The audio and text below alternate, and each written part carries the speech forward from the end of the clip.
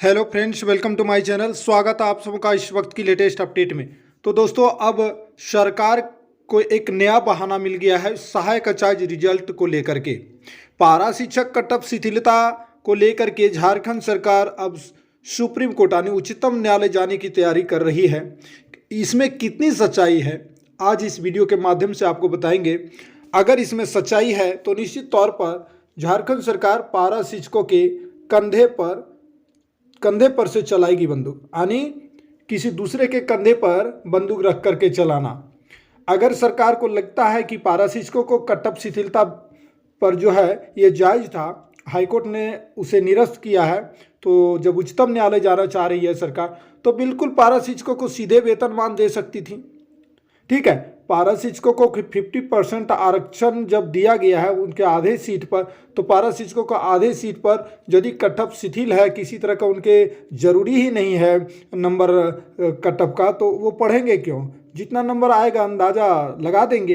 तो इस तरह से तो मैं कहना चाहता हूं कि पारा शिक्षकों की हितैषी अगर सरकार है तो सीधे जो है वेतनमान सरकार दे सकती थी और देना चाहिए।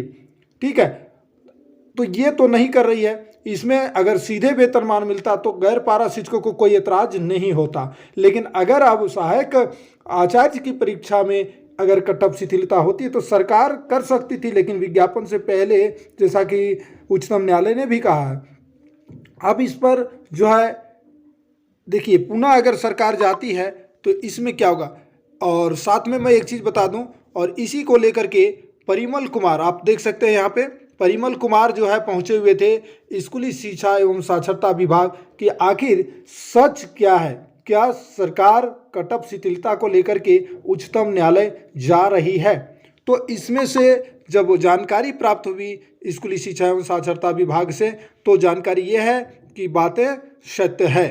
ठीक है, कुछ बातें सत्य है और कुछ क्या बातें सत्य है, एकदम बिल्कुल सही है कि उच्चतम न्यायालय जाने के लिए महाधिवक्ता से राय मांगी गई है। महाधिवक्ता की राय आने के बाद ही सरकार आगे कदम बढ़ाएगी, इससे पहले सरकार आगे कदम नहीं बढ़ाएगी। लेकिन जब सरकार इस वक्त छटपटा रही है और कि कटअप शिथिलता जो हमने किया था उसको हाईकोर्ट ने रद्द किया है, हमारी तरफ से किया हुआ कटअप शिथिलता जरूर होना चाहिए, और अब सरकार जो छटपटा रही है तो पारा शिक्षकों के लिए एक अलग व्यवस्था करके 13,000 सीट में उन्हें सीधे वेतनमान दे दे।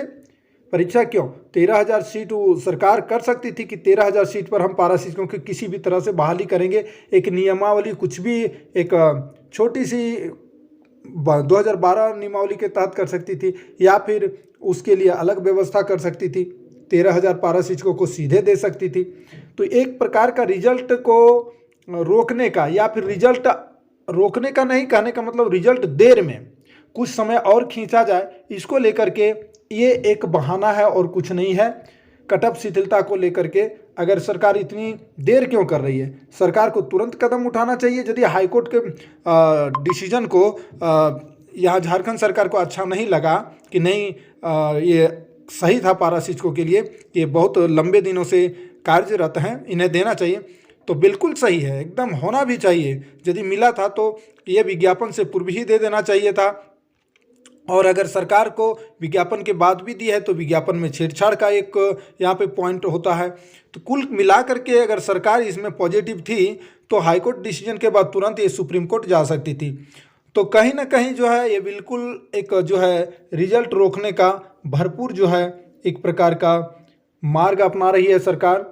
अभी तक रिजल्ट के लिए कोई प्रोसेस नहीं की गई है। झारखंड में निश्चित तौर पर एक बड़े आंदोलन की ज़रूरत है। बिना आंदोलन का झारखंड में अब किसी भी तरह का जो है नियुक्ति होना संभव नहीं है, अतएव एक आंदोलन की ज़रूरत है। हालांकि ये जो है धरना प्रदर्शन की स्थिति अब जो है शुरू हो चुकी है, समझ लीजिए।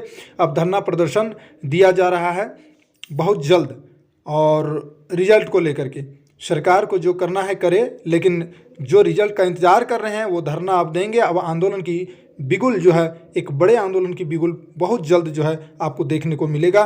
तो जय हिंद दोस्तों, वीडियो को लाइक शेयर कीजिएगा, चैनल पर नए हैं तो सब्सक्राइब करके बेल आइकन को प्रेस कर लीजिएगा, ताकि आने वाला लेटेस्ट अपडेट आपको हम देते रहें। जो कुछ भी न्यूज़ आएगी, जानकारी हम आप तक पहुंचाने का प्रयास करते रहेंगे। जय हिंद।